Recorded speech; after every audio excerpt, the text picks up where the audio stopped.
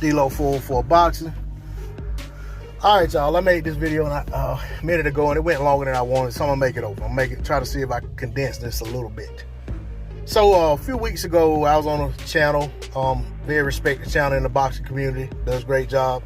We were going back and forth. I was in the chat, and it was about me saying that I had Terence Crawford favored to beat Errol Spence Jr. now, but a few years ago, it was the other way around. And I said now I favor Terence Crawford about 55 to 45% to win.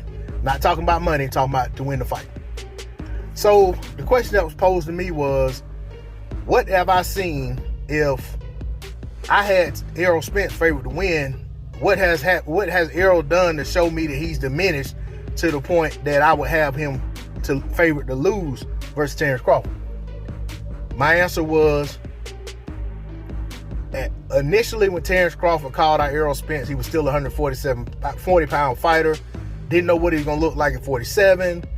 Hadn't seen him at 47. Had no idea. So, of course, I favored Errol Spence Jr. to beat him. Terence Crawford's first fight at 147 pounds was against Jeff Horn. We know this because he didn't have a belt. Errol Spence Jr. told him to get a belt. He went and fought Jeff Horn, got a belt. So at that point, I said, okay, this guy, he can hold his own at 147 pounds. He looks like he looks like he can handle the weight. Of course, he had other fights against guys that people feel like aren't the best guys. They're on the wrong side of the street, et cetera, et cetera. Errol's doing the heavy lifting, yada, yada, yada. And Terence Crawford went on, continued to stop guys, continued to show that he can hold his own at the weight, continued to show that he can take shots, continued to show that he can not only take a big shot, he can get up off the canvas, because I was one of the people who said that Mean Machine dropped Terence Crawford regardless of what the ref said. But what I also said was, and what does that mean? For me, that man getting off the canvas showed me more. What he did after him getting off the canvas and what he did after getting off the canvas showed me more than the fact that he found himself on the canvas did.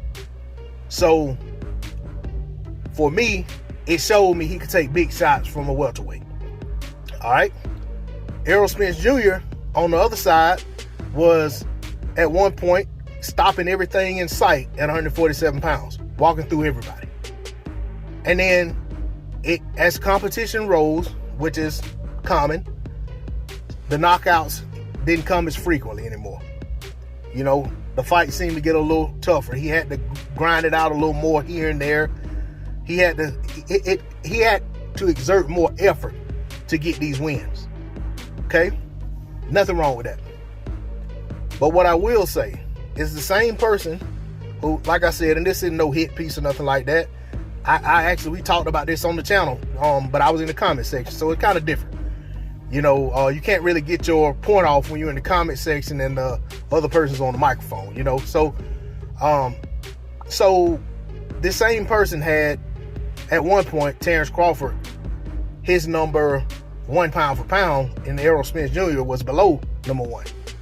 But at some point during the last couple years, over the last couple fights, Errol Spence Jr. has become his number 1, and Terence Crawford is no longer number 1. Nope, I have no issue with that. It's his list. I respect that. But the same question, I guess, would apply. For the same reason that he felt like Errol Spence Jr. showed him something or accomplished something that made him feel like he deserved to go up to number 1 pound for pound, and Terence Crawford deserved to drop from number 1. I guess that same line of thinking or rationale applied to why I flipped my position on who I favored to win the fight. I look at it like this. I'm gonna give you another example. Give y'all another example, excuse me. Back when Keith Thurman was stopping everything in sight, although I saw flaws and holes in his game, which every boxer has, I felt like once he got to a fight with Shawn Porter, I felt like he would have Shawn Porter on the canvas a couple times and win the Shawn Porter fight going away. Now, the more fights we had in between that, the closer I felt like the gap got between Shawn Porter and Keith Thurman. By the time they got in the ring, I favored Shawn Porter to beat Keith Thurman. And when the fight happened, we saw that the talent, the skills, the gap just wasn't there.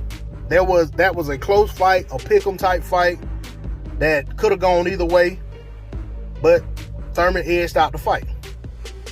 But my point is that when these fights don't happen right away, and we keep getting a bigger sample size to watch, and we keep seeing one guy improve, or we keep seeing the other guy improve, or we keep seeing what other people are able to get away with against a guy, we start to, if you're looking at it objectively, you could potentially change your perspective on how you think a fight plays out. At the end of the day, it doesn't matter what I think. What matters is that they actually have the fight. And when they have the fight, who I think is going to win will have no bearing on how the fight turns out. It'll only have bearing on how I bet going into the fight. Now, we all know fights happen in the ring. They don't happen on social media platforms. They don't happen in our mind. They don't happen in chat sections. They happen in the ring. Let's hope we get to see Errol Spence Jr. and Terence Crawford in the ring. And when they do get in the ring, I will make a pre-fight video based on what I've seen of both fighters going into the ring. It won't have a whole lot to do with my feelings in terms of, oh, I like this guy more than that guy. Because at the end of the day, I have favored a guy in terms of I liked him. I was a bigger fan of a guy. But going into that fight, I picked the other guy to win because, and it wasn't even about money. It was about logic. Logically, I couldn't see the guy that I liked more winning the fight. So with that being the case, I wasn't going to say that I think he's going to win the fight when I just felt wholeheartedly that it wasn't a good matchup for him. So that's the way I went with it. But that's all I got to say on the subject. Video still ended up being longer than I wanted. Hope y'all stuck with me to the end. D-Lo 404 Boxing. Like, share, comment, and subscribe. I'm out. Peace.